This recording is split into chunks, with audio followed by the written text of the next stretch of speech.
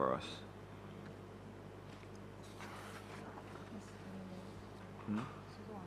Yes, Ms. Jimenez, sorry. Yes, Chair. Pleasant morning, Chair, and pleasant morning, members. I wanted to make an inquiry, and I think perhaps this is the best juncture to do so. The Chief Parliamentary Counsel, she would get involved or get a copy of or amended standing orders after the revision by CPA. Would that be the course of action? I don't know what CPA is prepared to offer us, so it's just really a preliminary inquiry from them. Because I got the impression that they were offering what we had already done. They were offering to assist us with the review. We are at the end of the review. So the most that I would imagine that they could help us with is a review of our review. And I would not allow it to hold us up in any way. We are at... So I'll just table this so you know where we last stopped. Okay. What I'm going to ask, I have a commitment to deal with. I'm going to ask President General to just chair this meeting. No, sit here so you can just tell him where we are. And we'll proceed with the process in the standing orders. I remember the thing from Ms. Jimenez, from Ms. Brandon. Yeah.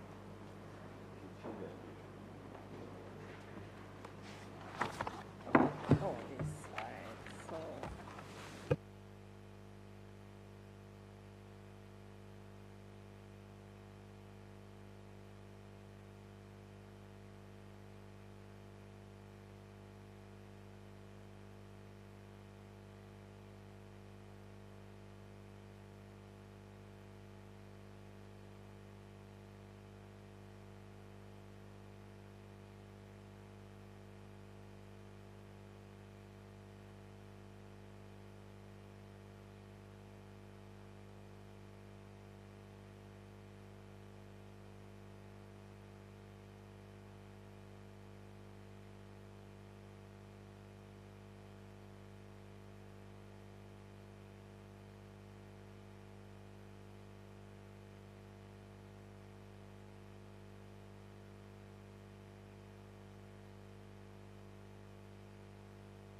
All right, members, morning again.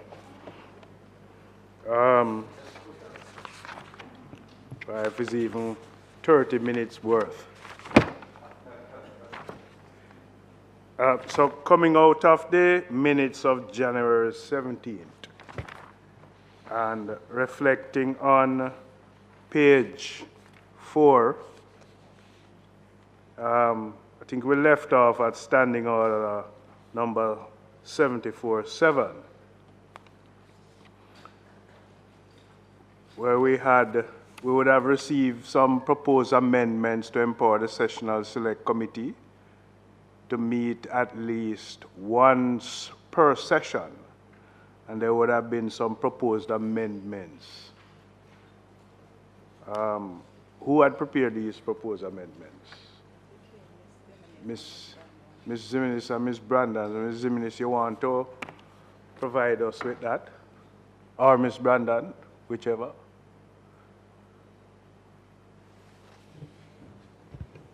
Good morning, members. So at a meeting of the committee in December, the committee had proposed to amend the standing orders for the President of the Senate to determine a meeting date and place if the chairman of a committee fails to do so, because the committee felt at the time that sessional select committees should meet at least once per session.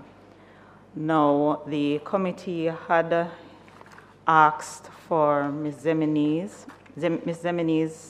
and myself to look at the respective standing orders where an amendment could be done for this provision.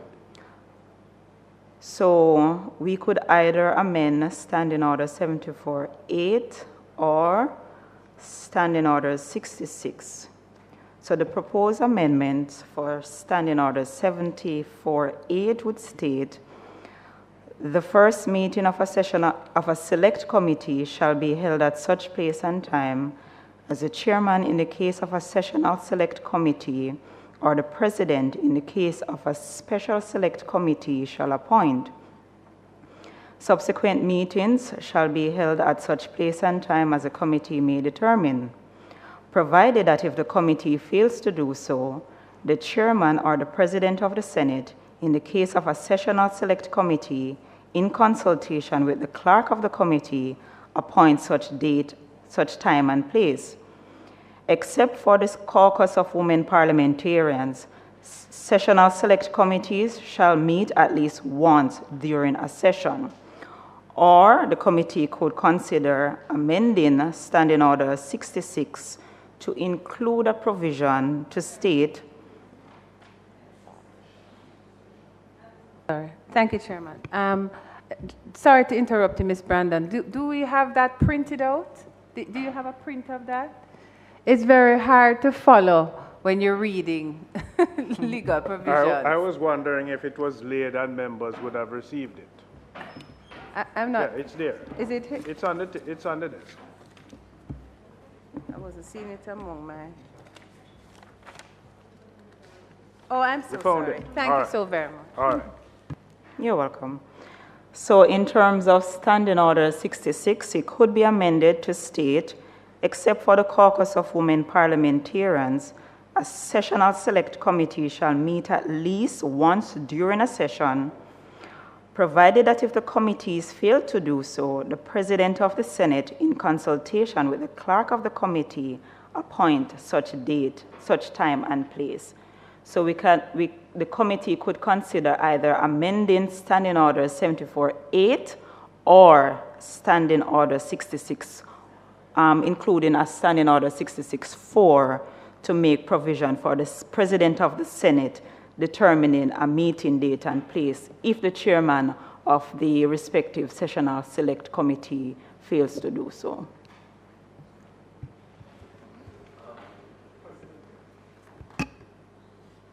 Yes. I just took note.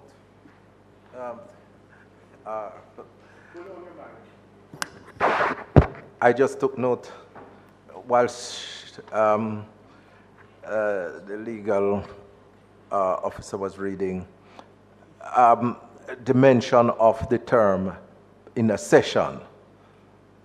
Is there a definition in the standing orders of a session? What?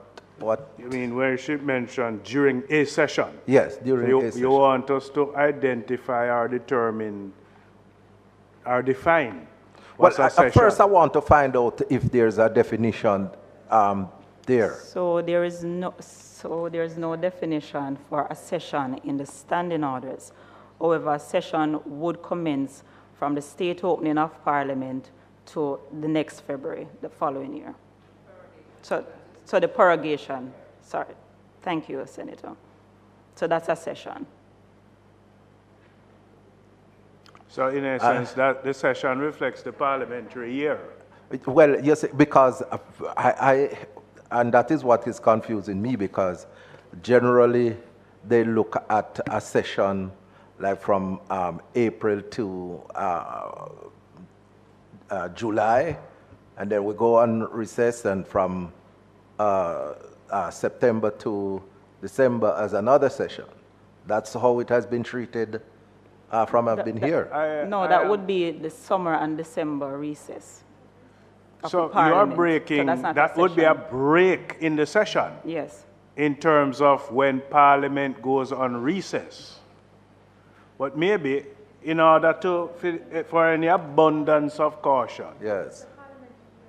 Yeah, but in this case, so you should say that a session means a parliamentary year. The term used in the proposed clause does not reflect year. It speaks to session. Session, right. So for any abundance of caution, maybe Right. we need to define session. Session. Right. in the standing order. And say Yeah. that a session in this context refers to a parliamentary year. You, Senator. Yeah, Senator can I get a copy of Boling-Campbell. the maze, please? Oh, that's what she was asking.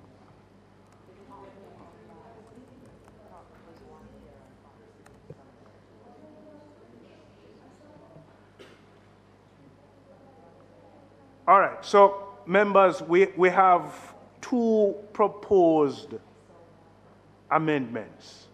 One that is seeking to amend 74.8 and the 66.4. Bearing in mind the 74.8 appears more substantive in nature. Any comments? Chair, I wanted to take a look at the maze. Is there a copy available? Because I'm wondering, the question of a definition of session might very well be something that is a function of our practice and convention. I think the marshal is going to get a copy. So I just wanted to look at that. Because if that's the case, my leaning would be towards not creating another definition. If it's already understood. Well, I'd be implied and in guided if I practice. can review a copy of the maze to just quickly look at it. I actually have a copy, member, which I'm looking at right now, to see whether there is a specific definition for session. I've not quite seen one. There's a discussion in terms of the opening of a new session and so on. But if you would allow me a few, perhaps I may find something. Sorry, Mr. Corn, what was your suggestion of the intention?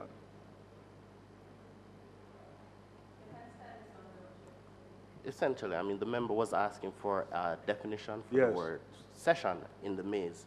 And I advise that I'm currently reviewing Right. the Erskine Maze to see if there's something specific here. However, what I've seen so far doesn't offer a specific definition. It just speaks to the opening of a new session and so on, but I'm continuing. Okay, all right.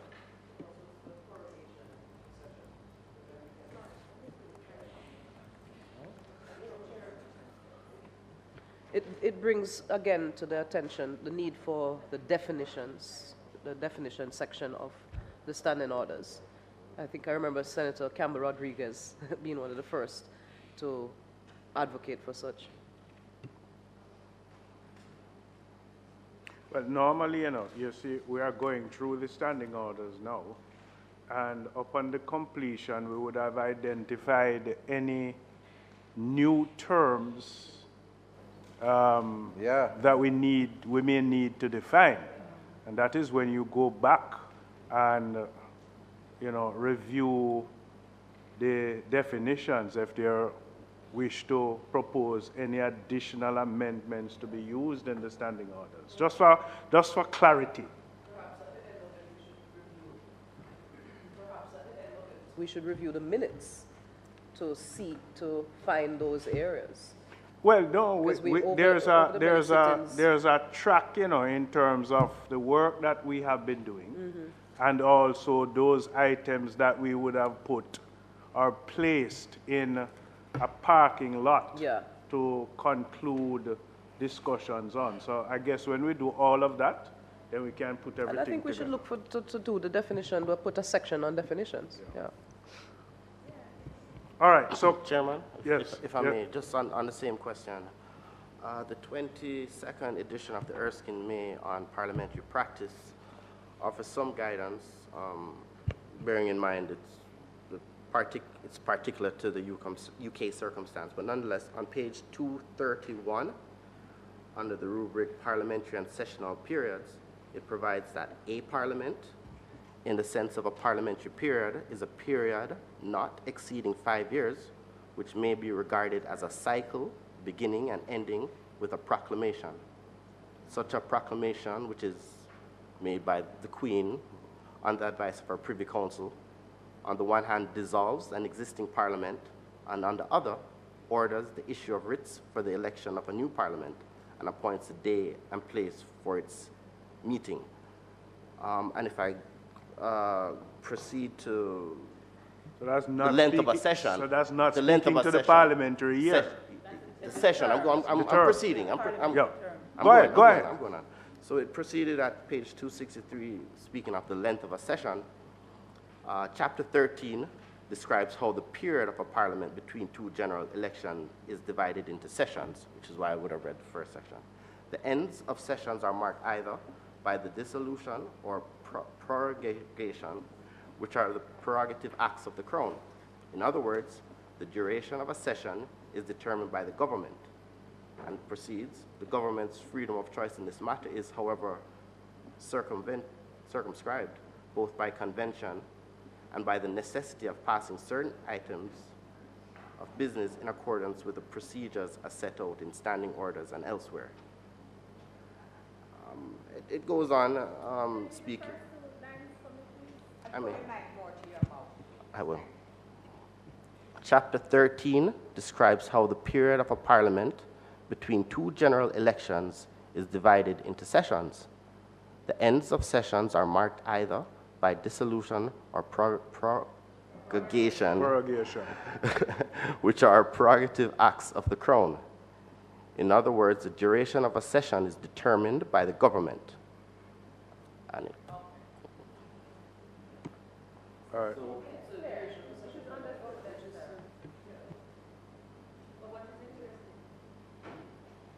Ms. Brandon. So for the Erskine May online, it defines a session. A session is a period of time between the meeting of a parliament, whether after a prorogation or a dissolution or its prorogation. During the course of a session, either house may adjourn itself on its own motion to such date as it pleases. Sessions are of indeterminate length. Since the passing of the Fixed Term Parliaments Act 2011, which is making reference to the British Parliament, sessions have generally run from May of one year to May of the next. Previously, sessions, with the exception of the sessions immediately before and after dissolution, tended to run from October or November of one year to October or November of the next. The first session of both the 2010 and the 2017 Parliament ran for 2 years. The period between the prorogation of Parliament and its reassembly in a new session is termed a recess, while the period between the adjournment of either house and the resumption of its sittings is properly called an adjournment. A prorogation terminates a session. An adjournment is an interruption in the course of a single session. I want to suggest,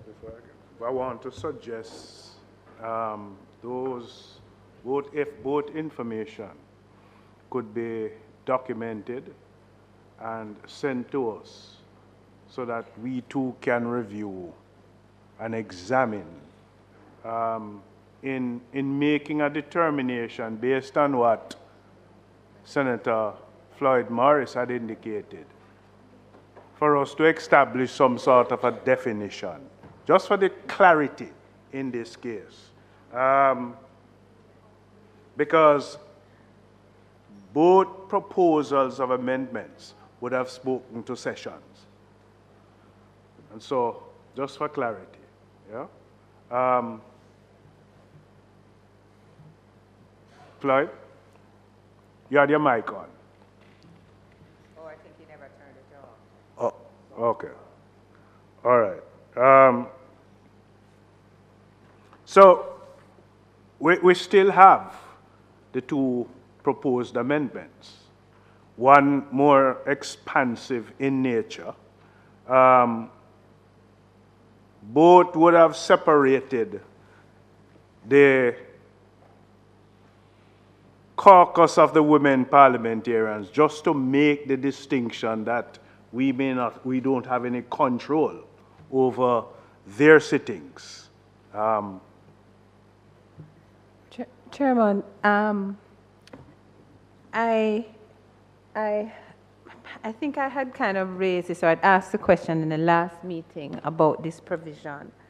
But particularly, if I go back to 74(8), I ask again, the first meeting of a select committee, I'm going to read, shall be held at such time and place as the chairman, in the case of a sessional select committee, that's the regular committees, or the president in the case of a special select committee, And I ask because we now have convened a special select committee of the Senate. And this is essentially, this is suggesting to me that unless the president of the Senate appoints the first meeting, that special select committee would not meet, could not meet. Which was not the case. Well, in this particular instance, and my colleagues who have greater tenure than me will be able to opine. In this particular case, the chairman was named at the time the motion was moved. I can't think of a situation in which the chairman is not named when the motion is moved, but Senator Morris's years are longer than mine, and his memory is also far better.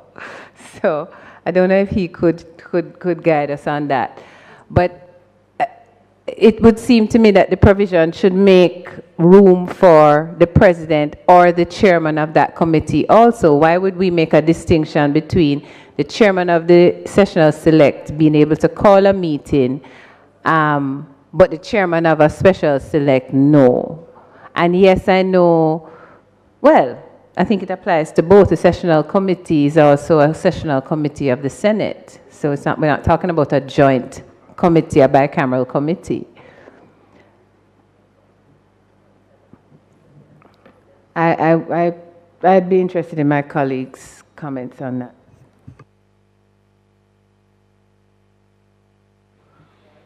Well, Senator Floyd Morris, I think with all of us here would be looking on your extensive. I would be second in line, but I can't recall. Because, I mean, this provision is not often used. Right. And it comes about when you have a situation like what we have now with that select committee to deliberate on the motion that was approved. But I mean, I understand that it is the president that has responsibility to appoint that committee. And in appointing that committee, he so designates who is the chairman of the committee. And the chairman of that committee acts on behalf of the president.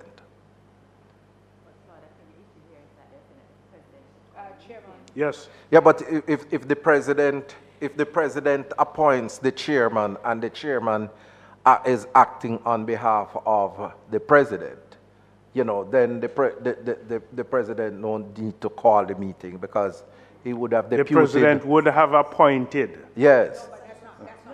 But that's not what is suggested here. You want to? Because the reason why I'm not agreeing with Senator Morris is that it specifically says that the first meeting, we're talking about the first meeting. Yes. Right.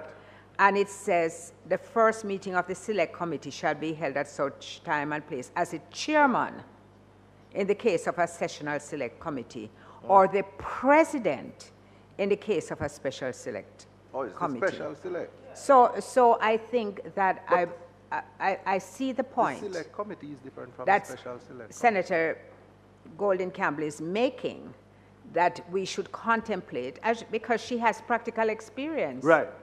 We should contemplate Real giving the president or the chairman the right to convene the first meeting. This gives the president only the right to set a date for the first meeting. No, but hold on. I think we're confusing this here because we're talking about a select committee and a special select committee. So what? So you're saying, no, hold on. So you're saying that only the president can set the first date of a special select committee? For the special select committee. But I mean, is it that, because I'm understanding it to be, this section to be referencing to two different committees. Yes. Yes, exactly. Yes. Right. 1 second. There was Senator Longmore. Yeah, just a clarification here. What is the essential difference between a sessional select and a special select? What is the difference between a sessional select committee and a special select committee? One is regular and one is not. Dissemination, So the sessional select committees are set out at Standing Order 66. They are the Standing Orders Committee, the Committee of Privileges, the Regulations Committee, the Senate Committee, and the Caucus of Women Parliamentarians. Those are the sessional committees. Right. So those are like the established regular ones. Right. So the purpose of a special select committee is to... have it that those are standard in nature. Right. Yes. So a special select committee is for a defined purpose. Specific purpose. A specific objective. Right. So which, like what is you're on one now, now, Senator Longmore. I know, Yeah. I know, I'm Yeah. clear. No, what I'm getting at is what is the purpose for the distinction of the president calling to order the special select committee? Because there might be a reason why there's this distinction being made. That's what we're why I'm trying to trying to go back understand. to establishing what they are, right? All right, so if Yeah. I'm sorry. Go ahead. Go ahead. If I may, the standing orders based on the interpretation clause found on page 2 actually gives us the definition of a special committee and a select committee. A select committee means a committee composed of less than the whole body of senators and includes both a standing committee and a special committee. A special committee means a select committee other than a standing committee appointed to consider certain matters and to report thereon to the Senate. I believe the importance of the special select committee is because it is tasked with contemplating a matter designated to the committee by the Senate and cannot contemplate anything else other than that which was resolved in Parliament for them to contemplate. So it is dealing with a specific matter. So I'm happy when Senator Golding Campbell made mention that a sessional select committee has established standard. It's a standard and established committee. Right. A special select committee, however, it's designated with a specific purpose. And that purpose must be established through the Senate. It must come directly from the Senate. What we are discussing now is who has the authority to convene the first meeting.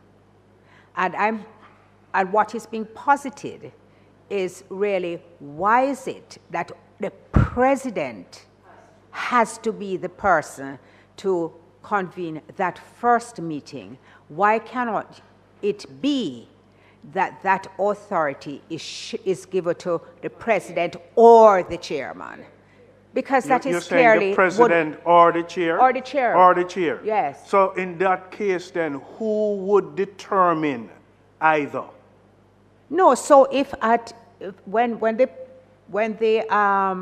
committee is being constituted, yes, the chairman is always appointed at the time, and the president could indicate that on the second day of the month, that first meeting would be held.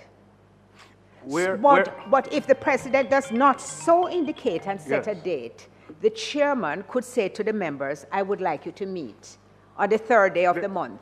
Here where I'm having a little gray area. Yeah, sure. Where a joint select... well, I never said gray here. But in the joint select committee, the chairman would have been selected prior to the meeting. We don't select the joint select here. No, we don't. In this case, I wanted to understand and to be able to appreciate who select the chairman and how the chairman is selected.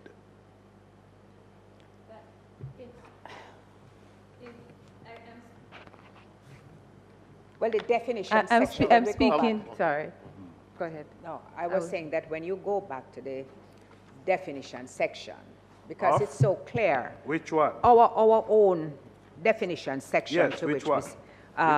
both with the definition of the select committee and the special committee and all the committees, it is clear that the reference is confined to the Senate. Yes. So the issue of how the joint select committee operates is not a matter for the standing orders of the Senate. Not so, Senator Scott Motley, based on what Legislative Council told us. Right, okay. Yeah, we're debating. Right. Chairman, Yes. through you. Member Scott Motley would have raised the question as why it is that it is only the president in the case of a special select committee which has, why should it be confined, correct? So in considering that question, I perhaps have regard to what the Legislative Council would have indicated in terms of how such committees are formed, but regard could also be had if one looks at Standing Order 71. When looking at special select committees, those provisions are very much different than the other committees in that there's no reference to the appointment of a chairman in these provisions. If we just go down, constitution and chairman of select committees, and it sets out certain provisions. Where are you reading from? That's Standing Order 72. If you look at Standing Order 73, it speaks that a joint select committee shall elect its own chairman. And it's throughout the standing orders, but for special select committee, there's no reference to the election of a chairman. Whether or not that,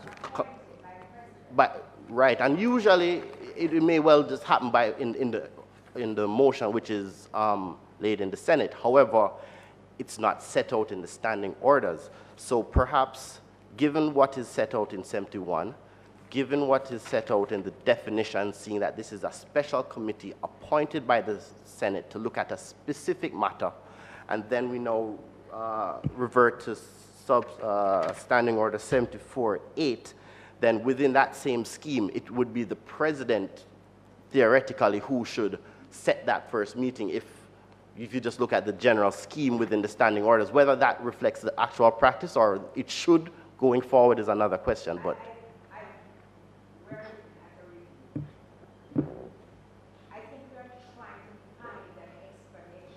Which, They're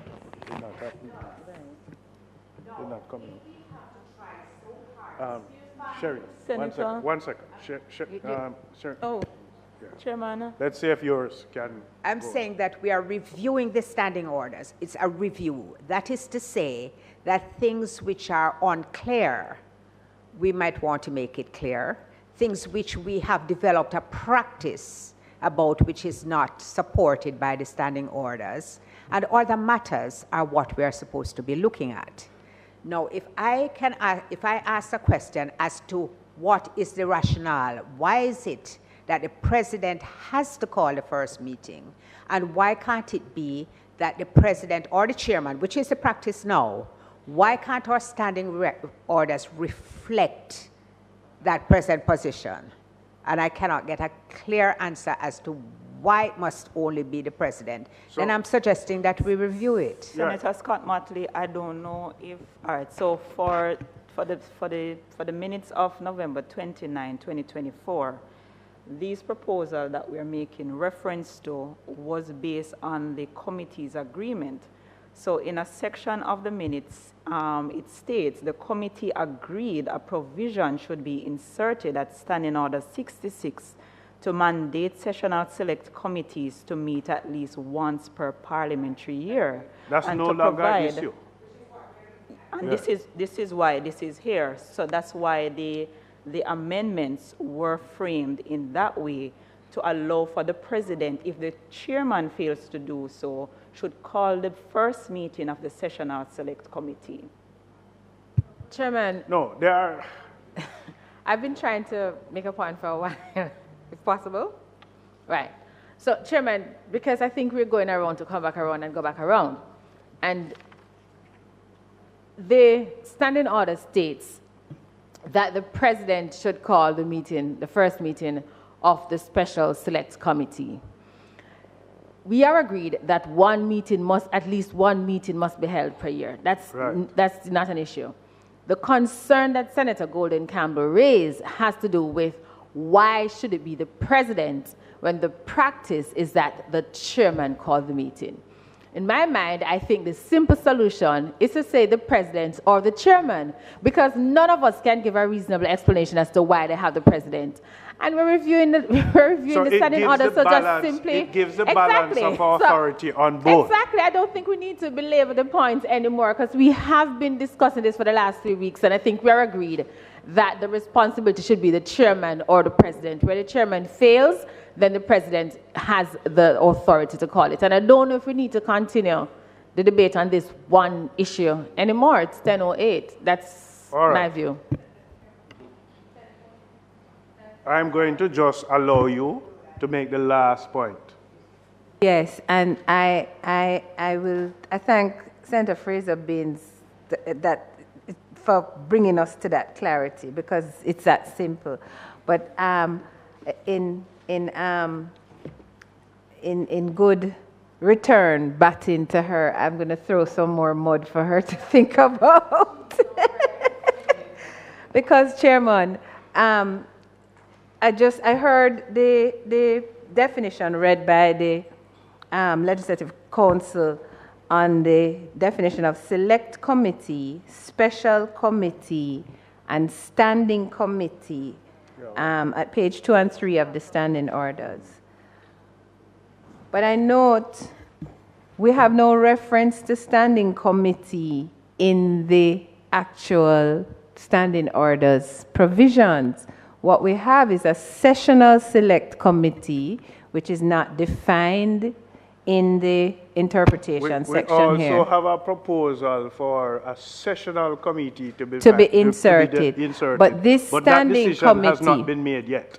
But this standing committee is what, when you read the definition of it, it's really defining sessional select committees. But the reference standing committee does not continue beyond this interpretation section. So that's something that I would ask for us to look at, because even while we're talking about the different committees and at 74, no, because sessional. Members, it is now 10:13. Can we take this point up at the next occasion then, yes, Chairman? That's because I think it's something that we need to look at. That we continue this point. The information that we would have requested, Mr. Cohen, if you could just put that together and prepare. I'm not going to allow nothing else. I would just like some edification in terms of the process where a topic is chosen to be selected, to be discussed in a special select committee, to see if there's a specific need for the president to indicate, and with that indication, if that kind of sees to the process of the meeting being convened. So if it was kind of taken, it would have been kind of seen to when he indicates what it is. Right, right. Mm-hmm. All right. So, on that point, a motion for adjournment. Thank you. Meeting is adjourned for a date to be set. Thank you, colleagues. I can now complete my busha.